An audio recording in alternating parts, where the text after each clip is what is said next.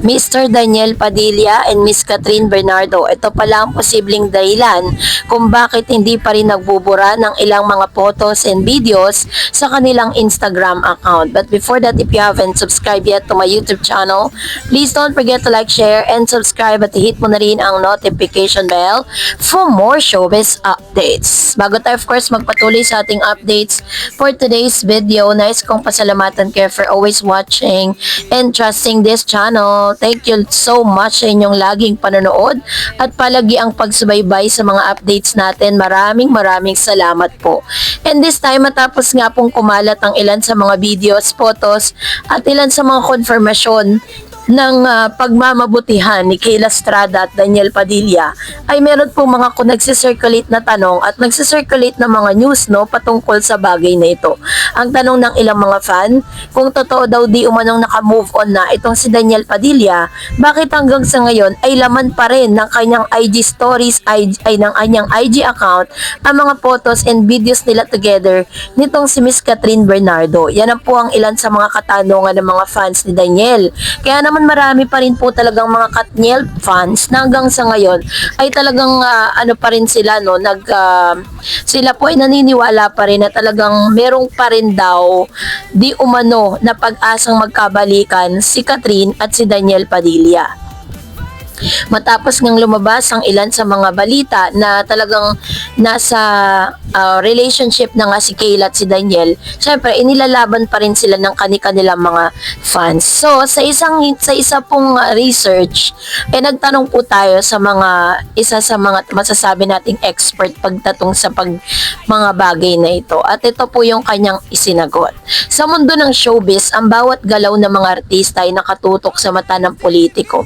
Lahat ng kanilang ginagawa, mula sa mga projects, pelikula, serye, endorsement, hanggang sa mga personal nilang relasyon, ay nagiging paksa ng usapan, espekulasyon at minsan batikos. Isa sa mga madalas na napapansin ng mga netizen ay ang katotohanan kahit matagal nang naghiwalay ang isang celebrity couple, nananatili pa rin sa kanilang social media accounts ang mga lumang litrato, videos at promotional materials na magkasama pa rin sila noon. Sa tanong na bakit nga ba hindi nila ito binubura kung tapos na ang relasyon, kung wala ng koneksyon at kung pareho na silang may kanya-kanyang buhay, bakit tila ayaw pa ring alisin ng ilan sa kanila ang mga alaala sa digital world? Ang sagot dito ay simpleng ayaw lang nila, bagkus ito ay isang komplikadong usapin na may halong emosyon, negosyo, reputasyon at strategic decision making. Sa artikulong ito, tatalakayin natin ang mga posibleng dahilan kung bakit hindi pa rin binubura ng mga artista mga dating endorsement videos at larawan kasama ang kanilang ex at kung ano ang ibig sabihin nito sa mas malawak na konteksto ng showbiz media images at personal growth. Isa sa pinakapangunahing dahilan kung bakit hindi basta-basta nagbubura ng mga lumang post ay dahil sa kontrata or legal contractual. Kapag ang isang artista ay pumirma ng endorsement deal sa isang brand o kumpanya, kadalasan ay may nakasaad na mga kondisyon tulad ng minimum of visibility period or halimbawa, kailangan manatili ang mga post sa kanilang social media account sa loob ng 12 buwan o higit pa. Bawal burahin o baguhin. May ilang kontrata na nagbabawal sa deletion ng kahit anong promotional content habang hindi pa tapos ang kontrata o habang ginagamit pa rin ng brand ang material sa kanilang marketing. Post-performance audit. May mga pagkakataon ding sinusuri ng brand kung nananatili pa rin ang original content sa account ng endorser bilang patunay ng kanilang pagsunod sa kasunduan. Dahil dito, kahit pa naghiwalay na ang magkasintahan, kung ang mga larawang yon ay bahagi ng isang bayad na endorsement, hindi ito pwedeng burahin hanggat hindi natatapos ang kasunduan. Kung lalabigin nila ito, maaari silang makasuhan o mapagmulta. Sa industriya ng showbiz, may kasabihang business is a business or dito po ay tinatawag na strategic career decision. Ang ibig sabihin nito, kahit na may personal na emosyon o issue, ang professionalismo at career strategy ay mas nangingibabaw para sa maraming artista. Ang hindi pagbubura ng mga lumang endorsement ay isang paraan ng pagpapakita na marunong silang maghiwalay ng personal sa professional. Marunong silang rumespeto sa mga proyekto at brand na nagtiwala sa kanila. Hindi nila hinahayaan ng emosyon na makaapekto sa kanilang imahe bilang endorser. Halimbawa, kung ang isang dating magjowa ay nagkaroon ng matagumpay na endorsement campaign para sa isang sikat na brand, ang pagtanggal nito ay maaaring magbigay ng maling mensahe sa publiko at sa ibang kumpanya na sila ay hindi profesional o madaling paapektuhan ng emotional na sitwasyon. Meron din tinatawag na historical record or career milestone. Isa sa mga dahilan ay dahil ang mga post na iyon ay bahagi na ng kanilang career journey. Sa mata ng artista, ang bawat endorsement, kahit kasama pa ang ex, ay milestone sa kanilang pag-unlad sa industriya.